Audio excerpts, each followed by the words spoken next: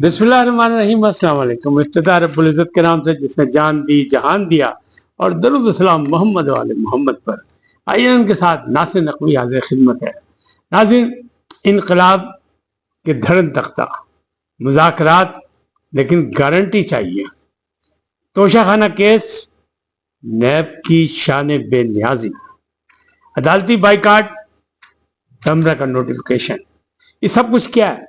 हालात किधर जा रहे हैं? सियासी, समाजी, रियासती, सारी बातों में आपको आगाही दूंगा। लेकिन पहले आपसे गुजारिश, आइए इनको सब्सक्राइब करें, लाइक करें और घंटी का बटन दोबारा ना भूलें, बल्कि अपनी कीमती राय का इजहार अपनी शख्सियत के मुताबिक करें।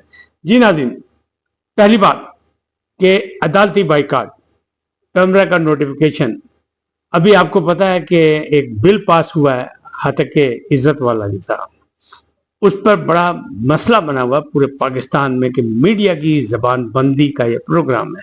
अब पेमरा ने एक नोटिफिकेशन जारी कर दिया। हमारे चेयरमैन सलीम बेग साहब बड़े शरीफ आदमी है, खूबसूरत आदमी है, जहादीदा आदमी है, बड़े अहम पोस्टों पर रहे हैं, लेकिन जाने ज़ाहिर जिम्मेदारी होती है चेयरमैन पेमरा के, तो जो पॉलिसी बनी या जहाँ से जो एडवाइस हुई, कुछ ना कुछ तो करना पड़ता है। तो बहरहाल उन्होंने एक नोटिफिकेशन जारी किया कि जनाब, जो रिमार्क्स हैं जजेस के, उनको अंडर डिस्कशन नहीं लाया जाएगा, ना उनके टिकर बनाए जाएंगे, बल्कि उसको रोक दिया जाए, सिर्फ अदालती हुक्म पर खबर बनाई जाए, यानी जवाबंदी का एक और प्रोग्राम। मैंने पहले व्लॉग में कहा था कि अभी तो सूबाई असम्बली में ये बिल आया है, वफाक में भी जाएगा और इसके असरात जो हैं दूसरे सूबों में भी नजर आएंगे। तो ये बातें सामने नजर आनी शुरू हो गई हैं।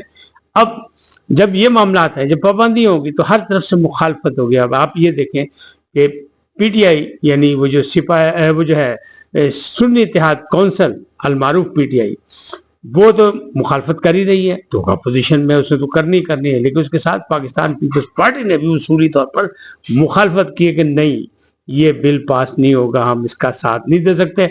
अब ये जो है, इस पर भी साफ तंजीमों ने कहा नहीं, इस तरह से जनाब गला घुटने का प्रोग्राम है मीडिया का, तो ऐसा नहीं हो सकता। इस नोटिफिकेशन को भी हवा में उड़ा दिया जाएगा या उड़ा दिया गया, आप समझ लें। लेकिन नादान दोस्त हर जगह होते हैं, चाहे वो हुकूमत हो, अपोजिशन हो, माजी की हुकूमत हो, नई हुकूमत हो, मौजूदा हुकूमत हो, कोई अदारे हो, हर जगह नादान दोस्त होते हैं। तो इन नादान दोस्तों ने ये मशवरा दिया कि भाई जल्दी जल्दी कर छो।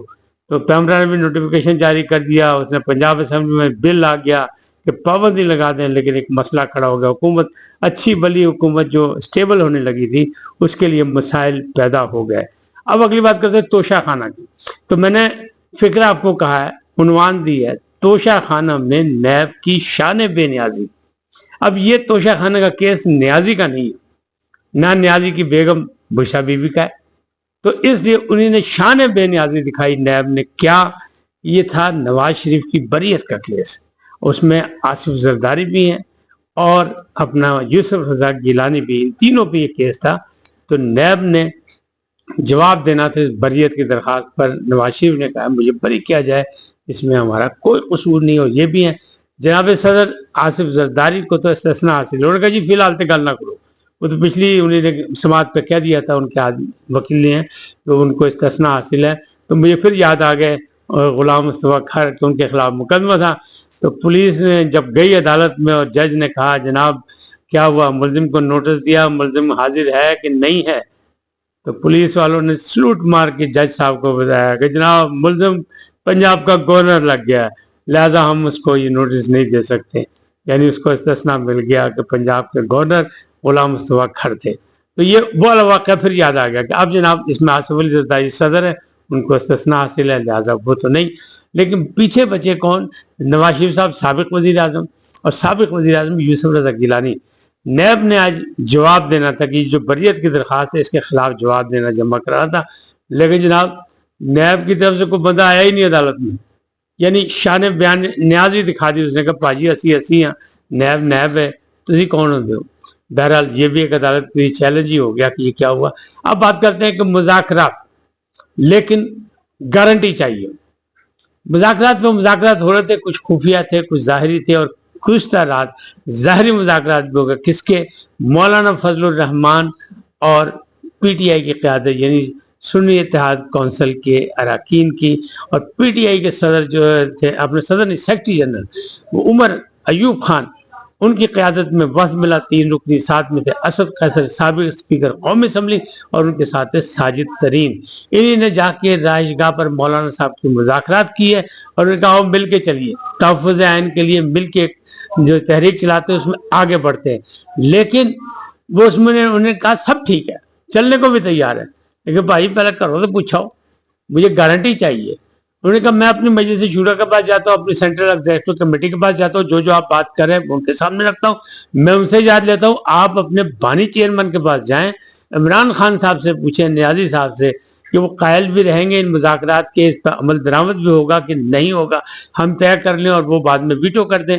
انہوں نے کہا ماضی کا تجربہ میرے ساتھ اچھا نہیں ہے، جب ہم پی ڈی ایم کی حکومت میں مذاکرات ہوئے تھے معاملات طے ہو گئے تھے، لیکن ان معاملات پر ویٹو کر دیا تھا عمران خان نیازی نے، لہذا وہ سب کچھ وڑ گیا جی۔ لہذا جناب اب جو کچھ بھی بھاگ دوڑ کرنی ہے ٹھیک ہے، لیکن یہاں جو معاملات ہیں اس میں یہ ہے، ایک تو دونوں کا بیانیہ مختلف ہے۔ مولانا صاحب کہہ رہے ہیں کہ جناب الیکشن ہی خارج کر دیں اور نئے الیکشن کرائے جائیں، پی ٹی آئی کا بیانیہ کہ نہیں، ہمارا مینڈیٹ واپس دے جائے، حکومت ہمیں دی جائے، ہماری نشستیں زیادہ ہیں۔ لیکن ایک قدر مشترک ان میں ہے کہ اب جو ہے وہ یہ کہتے ہیں کہ پی ٹی آئی والے بھی اس پہ آگے ہیں، جو مولانا صاحب کہتے تھے کہ اب ایوانوں میں نہیں، فیصلہ سڑکوں پر ہوگا، تو وہ بات بھی آپ کو کرتا ہے کہ وہ بات ہے انقلاب کے دھڑن تختہ۔ اب جو ایک ٹویٹ کیا ہے، یعنی بانی chairman P T I Imran Khan Niazi نے، قیدی نمبر 804 نے ایک ٹویٹ کیا، اس نے کہا سب تیار ہو جاؤ، سب بندی کر لو اور انقلاب کی تیاری کر لو۔ آزاد کشمیر میں تو ہم نے صرف ٹیلر دکھایا تھا، ہم نے تو نہیں کہا انہیں، لیکن ان کا ٹیلر دکھایا گیا ہے، اصل انقلاب تو پی ٹی آئی سے آئے گا، اور ان کا خیال یہ پی ٹی آئی کے پی کے سے آئے گا، تو ان کا خیال یہ ہے کہ جب مولانا کے صاحب کے ساتھ وہ مل جائیں گے تو پھر کے پی کے میں دوسری بڑی طاقت کوئی نہیں بچے گی، یا وہ ہوں گے یا جے یو آئی ہوگی، تو دونوں مل کے آئیں گے، اسلام آباد پر چڑھائی کریں گے۔ لیکن یہ معاملہ اتنا آسان بھی نہیں ہے۔ ایک تو اداروں کے خلاف لڑائی جاری ہے، ہم کہتے تھے اور عزت مآب چیف جسٹس نے بھی کہا کہ پارلیمنٹ پہ یعنی فلور پہ جا کے باتیں کی جائیں، ادھر ادھر پریس کانفرنسوں میں نہ کی جائے، اور میرا بھی یہی خیال تھا کہ قومی اداروں کو مضبوط کیا جائے، اور جو بھی بات کی جائے پارلیمنٹ میں لڑائی جھگڑا کیا جائے، ایک دوسرے کی تنقید کی جائے، ایک دوسرے پر جو مرضی کیا جائے، مطلب مت مانے مان، اپنی اپنی باتیں کریں، اپنا اپنا موقف کریں، اپنی پارٹی کا موقف کریں، اپنے منشور کے مطابق لڑائی لڑیں، لیکن پارلیمنٹ سے باہر نہیں، ملک اس کا متحمل نہیں ہو سکتا۔ لیکن جب وہ پارلیمنٹ میں بولے ابھی 2 آدمی، کون؟ فیصل واڈا بولے اور جلال چودھری بولے، تو جناب دوسری طرف سے شور مچ گیا کہ جناب یہ کیا ہو رہا ہے، ہم اس کی مذمت کرتے ہیں، یہ کوئی طریقہ نہیں ہے، یہ تو جناب ٹرولنگ ہو رہی ہے، یہ تو عدالتوں کی ٹرولنگ ہو رہی ہے، ججز کی ٹرولنگ ہو رہی ہے، تو معاملہ گڑبڑ ہے۔ لیکن میں پہلے بھی کہتا ہوں، میں اب بھی کہتا ہوں، ایک انٹرنیشنل سازش کے تحت پاکستان کو غیر مستحکم کرنے کے لیے اداروں کو کمزور کیا جا رہا ہے، اس کی لڑائی چل رہی ہے۔ تمام سیاستدانوں کو ہوش کے ناخون لینے پڑیں گے، اگر ہوش کے ناخون نہیں لیں گے تو یہ سب کچھ گلے پڑ جائے گا۔ پھر کیا ہوگا؟ پھر یہ جو انقلاب کہہ رہے ہیں نا کہ انقلاب آئے گا، پھر انقلاب نہیں ہوگا، پھر دھڑن تختہ ہوگا، جمہوریت گھر جائے گی، سیاست ختم ہو جائے گی، سیاستدان جیلوں میں جائیں گے، اور ماضی کی ایک کہانی پھر سامنے آ جائے گی۔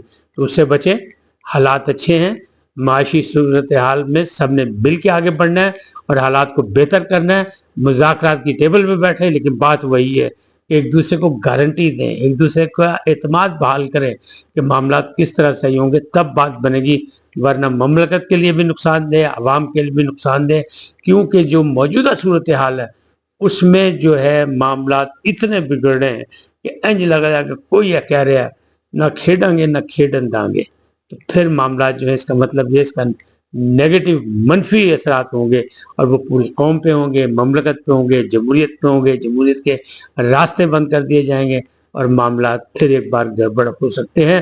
لہٰذا بچنا ہوگا سب سے پہلے ان لوگوں کو جو سیاست کرے، جو سیاستدان ہیں، جو سیاسی پارٹیاں، ان کو صبر و تحمل، رواداری اور برداشت کا مظاہرہ کرنا ہوگا۔ آج اتنا ہی، پھر ملیں گے نئے موضوع کے ساتھ۔ جاتے جاتے آپ سے درخواست، آئیے ان کو سبسکرائب کریں، لائک کریں، گھنٹی کا بٹن دبانا نہ بھولیں، اور اپنی قیمتی رائے کا اظہار اپنی شخصیت کے مطابق کریں۔ سدا سلامت رہیں، اللہ نگہبان۔